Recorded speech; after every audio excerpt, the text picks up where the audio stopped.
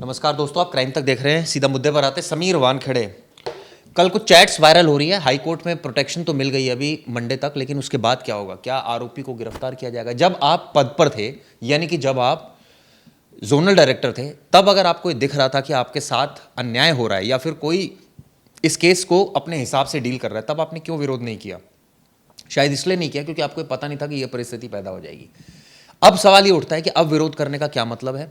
आरोप ये लगाया जा रहा है समीर वानखेड़े की तरफ से कि 4 अधिकारी, जिसमें ज्ञानेश्वर उस समय जो डिप्टी डायरेक्टर थे, इसके अलावा जो डीजी हैं SN प्रधान, इसके अलावा अशोक जैन जिनका नाम है, और संजय, ये ऑपरेशनल हेड्स थे। तो इन पर आरोप लगाया जा रहा है कि ये सब उनके खिलाफ थे, यानी कि अब पूरा NCB उनके खिलाफ हो गया। और ये तमाम आरोप उन्होंने लगाए हैं कि ये सारे जितनी चैट्स जो सामने आई है, प्रवेश, तकरीबन 27-28 पेज की चैट्स इन्होंने दी है हाई कोर्ट में, जो रिट लगाई है, जिसमें इन्होंने कहा है कि ये सारे ऑफिसर्स को बड़ा इंटरेस्ट था आर्यन केस के बारे में, जो कि लग भी रहा है, देख रहे हैं। और मुझे लगता है कि कई बार ऐसे भी होता है प्रवेश, कि बड़े बड़े केसेस में जो इस तरह के जो हाई प्रोफाइल अधिकारी भी होते हैं, वो भी नज़र रखते हैं और वो भी जो है वो अपडेट लेते हैं। और कई बार तो उनके पास फ़ोन भी आते हैं, प्रेशर भी आते हैं, और कई बार वो प्रेशर क्रिएट करने के लिए भी सारी चीज़ें करते हैं। बिल्कुल बिल्कुल बिल्कुल चिराग जी, और मैं एक चीज़ और बताना चाहूँगा कि ये कोर्ट में गए क्यों। ये कोर्ट में इन्होंने मांग की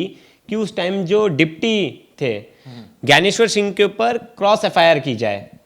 ये समीर वानखेड़े मान कर रहे, उनका ऐसा कहना है कि इन लोग का ही दबाव था, इन लोग के दबाव की वजह से ही मैंने काम किया, मैंने अरेस्टिंग की। और जो चैट सामने आए हैं, मैं एक एक करके एक एक के चैट्स की बात करूंगा। चिराग जी, पहला चैट जो है ज्ञानेश्वर सिंह के साथ, ज्ञानेश्वर सिंह को वो अपने हर अपडेट देते थे, मतलब क्या हो रहा है क्या नहीं, मतलब मैंने ये किया, ये नहीं, ये किया, ये कर रहा हूँ, आगे का स्टेप ये होगा। और जो जो चीज़ें न्यूज़ में आती थी, जैसे किरण गोस्वामी की फ़ोटो आई आर्यन खान के साथ, तो ज्ञानेश्वर सिंह ने पूछा, जो सोशल मीडिया पे पोस्ट वायरल हो रहा था, ज्ञानेश्वर सिंह ने पूछा कि ये कौन है। तो समीर वानखेड़े ने जवाब दिया कि ये प्राइवेट विटनेस है, हमारा NCB ऑफिसर नहीं, सोशल मीडिया पे फेक खबर चल रही है। ठीक है। नवाब मलिक ने आरोप लगाए, तो उन्होंने कहा कि नवाब मलिक और वो जो प्रभाकर सेल था, जो आदमी मर गया, जिसने पहली बार समीर वानखेड़े के बारे में ये बात बताई थी कि समीर वानखेड़े और इनके ग्रुप ने मिलकर कैसे शाहरुख खान के PA से जो उस टाइम पे पैसे के लेन देन की बात की थी, पहला आदमी था जिसने खुलासा किया था। अब वो इस दुनिया में नहीं है, जिसके बाद ही उस बात के बाद ही नवाब मलिक ने बहुत सारी क्लेम किए थे। नवाब मलिक का जो क्लेम था, उसे ज्ञानेश्वर ने पूछा उन्हें कि ये क्या है भाई, समीर वानखेड़े से, कि ये क्या है। तो उन्होंने कहा कि मैंने NCB ने उसके दामाद को पकड़ा था, तो वो उसका बदला ले रहा है और वो कहीं ना कहीं से जानबूझकर लूप होल्स ढूंढ रहा है, ऐसा कुछ नहीं है, ये सब उसकी पकाई हुई खिचड़ी है। ठीक है, बिल्कुल। चिराग जी, मैंने जो चैट्स पढ़े, मेरा जो मतलब प्रॉपर पॉइंट ऑफ व्यू है, वो कहीं से भी नहीं लग रहा कि एक ऑफिसर उन्हें बोल रहा है कि तुम ये सब चीज़ें करो। ये बस ये था कि वो एक ऑफिसर को बस एक इन्फॉर्म कर रहे थे। नहीं, लेकिन एक चैट में ये है, जो आपने भी स्टोरी बनाई थी, जिसमें DG इंस्ट्रक्टेड एक पर्टिकुलरली आया, वो उसके बारे में बताइए ना। मैं आपको बताना चाहूँगा, जो मुत्था, जो कि अभी बनारस के कमिश्नर हैं, अशोक मुत्था जैन, उनका एक चैट है। उस चैट में वो बोल रहे हैं कि प्रेस रिलीज में आप क्या रिलीज करोगे, वो दो मुझे पढ़ने के लिए। तो समीर वानखेड़े उन्हें एक डॉक्यूमेंट फाइल भेजते हैं। उस डॉक्यूमेंट फाइल में 3 लोगों का नाम लिखा होता है, आर्यन खान, अरबाज और मुनमुन जो मॉडल थी। इन तीनों का नाम लिखा रहता है। उन पर जो जो सेक्शन लगाए गए होते हैं NDPS एक्ट के 28, 29, बहुत सारे सेक्शंस, वो पढ़ते कि ये प्रेस रिलीज जाएगा। वो शायद DG साहब को फॉरवर्ड करते, कौन, मुत्था जी फॉरवर्ड करते। फिर वहाँ से मैसेज करते मुत्था जी कि मतलब परसों ये बताते हैं कि एक दिन की कस्टडी मिल गई है आर्यन खान की, अब वापस से तारीख है। तो ये कहते हैं कि कीप आवर स्ट्रांग, अपने तरफ से एकदम स्ट्रांग पैरवी रखो रिमांड के लिए। हाँ, DG साहब का आदेश है।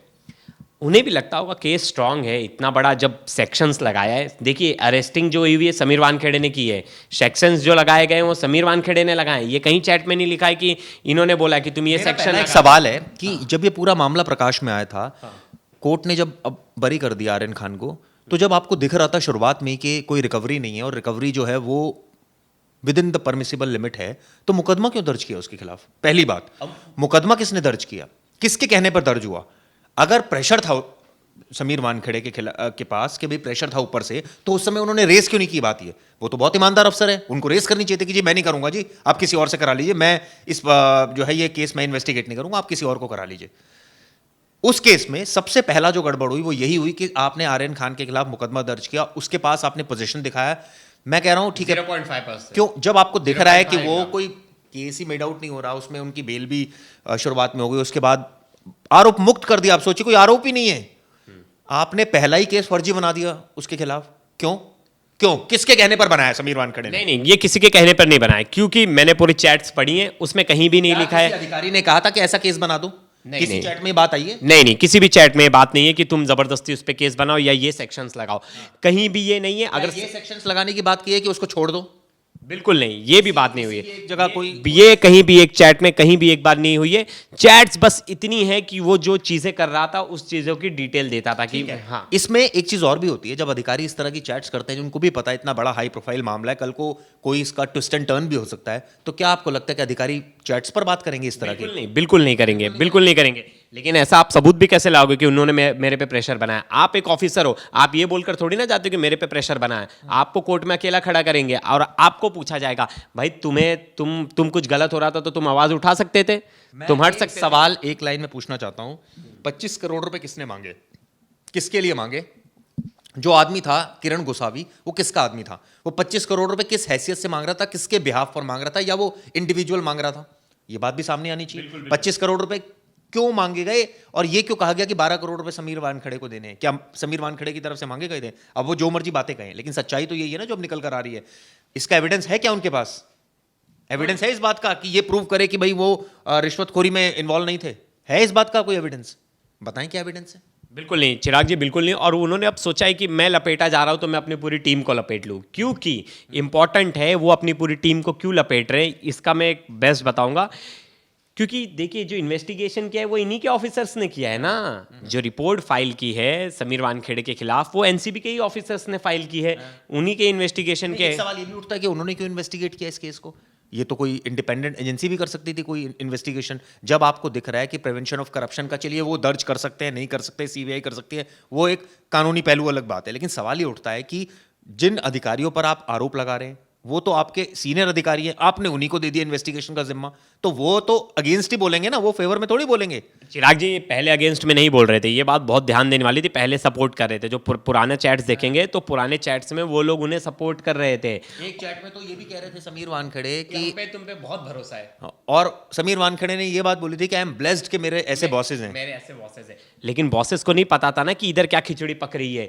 जब तक अरेस्टिंग हुई थी तब तक ये नहीं पता था ना, तब तक गोस्वामी का रोल नहीं आया था। एक जो चैट ज्ञानेश्वर ने जो की है, जो आईपीएस अधिकारी है, सीनियर ऑफिसर है, उन्होंने एक ये पूछा है कि भाई तुम्हारे खिलाफ ये इतनी सारी चीजें निकल कर आ रही हैं, ये सोशल मीडिया पर चल रहा है, ये प्रभाकर सेन बोल रहा है, 25 करोड़ का क्या मामला है ये?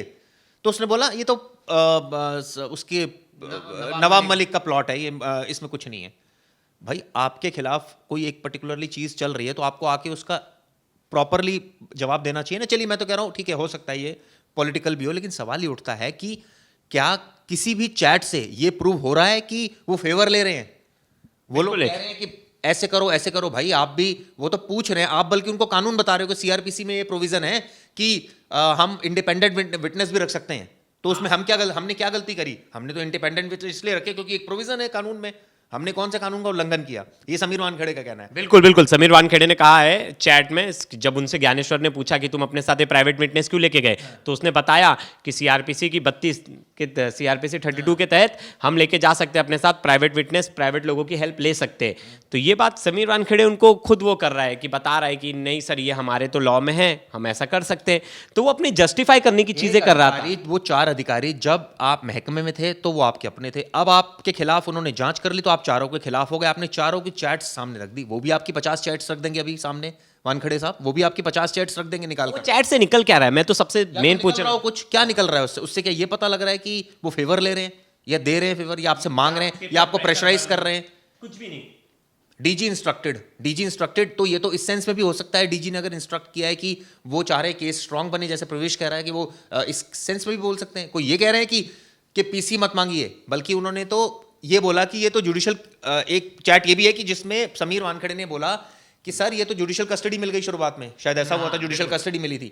सवाल ये उठता है कि समीर वानखेड़े ने ये मुकदमा क्यों दर्ज किया जब उनको पता था आर्यन के खिलाफ कोई सबूत नहीं है, आर्यन के खिलाफ जो ड्रग्स मिला है नहीं मिला है, जितना मिला है वो परमिसिबल लिमिट में है, क्यों मुकदमा दर्ज किया? इसका जवाब दे दें शुरुआत। बिल्कुल बिल्कुल। और देखिए इसका जवाब तो उनके पास नहीं था, और वो भी मैं कहना चाहूंगा कि जो वो चैट थी, अशोक मुत्था ने इन्हें कहा था कि जो उनके तरफ से जो अभिवक्ता जाने वाले थे, जो एडवोकेट जाने वाले थे, उन्हें बोलो कि स्ट्रांगली अपनी बातें रखें रिमांड के लिए। मतलब अपनी बातें तो कोई ऑफिसर ये बोलेगा कि अपना बात हल्का रखो, मतलब उल्टा तो अब इन पे क्वेश्चन क्रेज होता। बल्कि सवाल तो ये भी उठता है कि उस वक्त जब अरेस्टिंग में डिले हो रहा था, उन्होंने पूछा अरेस्ट मीमो बन गया है, एक अधिकारी ने पूछा अरेस्ट मीमो बन गया है, एसएन प्रधान जो डीजी थे, तो इन्होंने कहा जी वो जो है अरेस्ट मीमो वो तो अरेस्ट हमने कर लिए हैं, तो उनका ओके।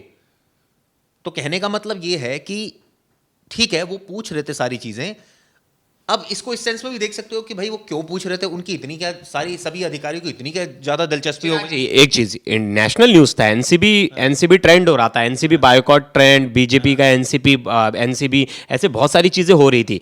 तो पूरे बड़े ऑफिसर्स की सबकी नज़र थी, क्योंकि ग्राउंड की बात थी ना, मोरल ग्राउंड्स की बात थी।